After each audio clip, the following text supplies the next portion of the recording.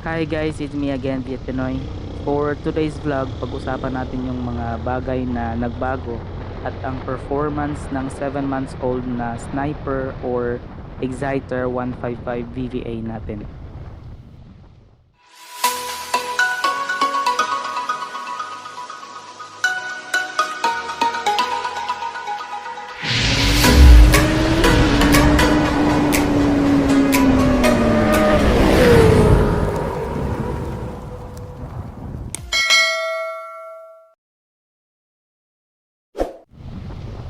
Alright, ngayon guys, papunta tayo sa Vung Tau City. Kukunin natin yung Filipino foods na in-order natin kasi medyo matagal na rin tayo hindi nakakatikim ng pagkaing Pinoy.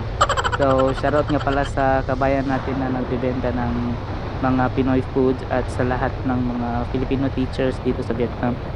Shoutout sa inyo lahat. At shoutout din sa kaibigan natin na DepEd teacher, si Sir John Ray Bison. Bye, shoutout sa inyo ha.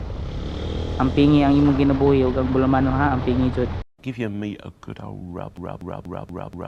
Yeah, boy. At kay Just of All Trades Pops, shoutout sa iyo.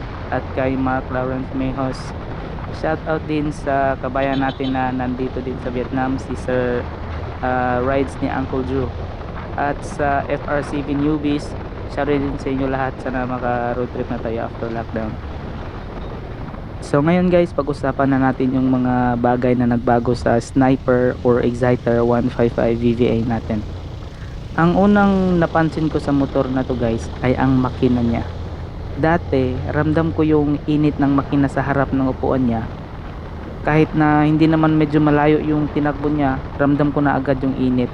Pero mga ilang months ata yon, nawala naman siya. Hindi ko rin alam kung normal ba siya or ano.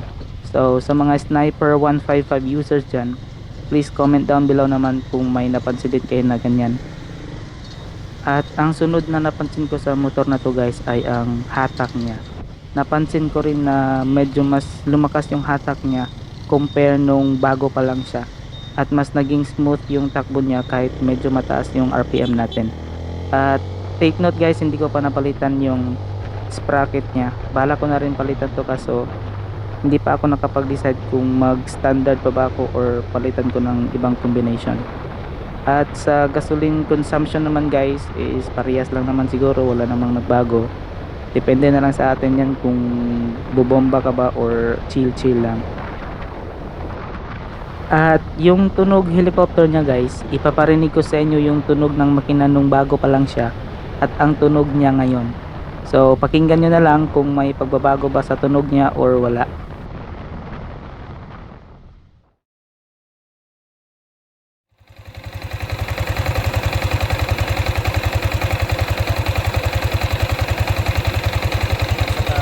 Ito yung tunog ng original exhaust niya.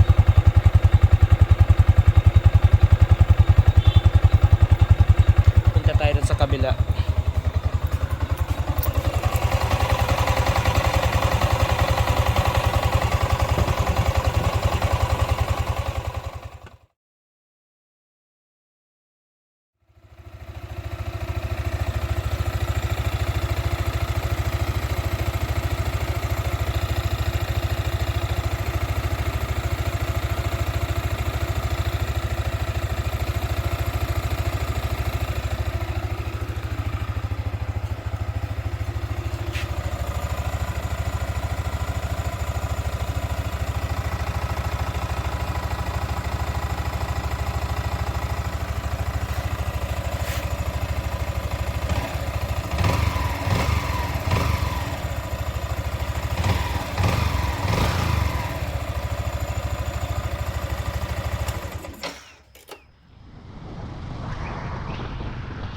Alright, so yun yung tunog niya guys. Kayo na yung humusga kung may pagbabago ba or wala.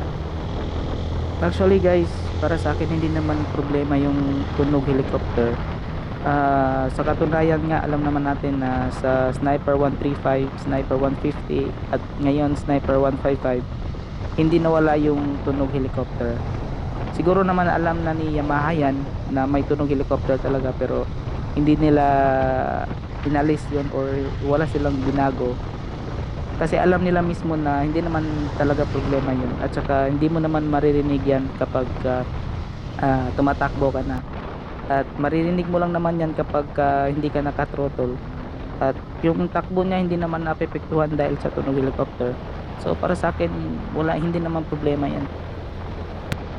So sa mga nagbabalak kumuha ng ganitong motor, para sa akin lang guys sulit naman talaga siya. So far sa 7 months na gamit ko to, at saka araw-araw ko to ginagamit, wala pa naman akong na-encounter na problema.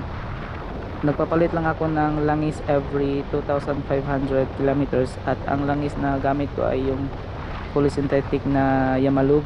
Yun kasi yung nire-recommend talaga ni Yamaha. So kapag hindi kayo sure sa oil, wag nyo na lang subukan. Sundin na lang natin yung kung ano yung nasa manual, kasi mas may alam yung gumawa ng motor na to.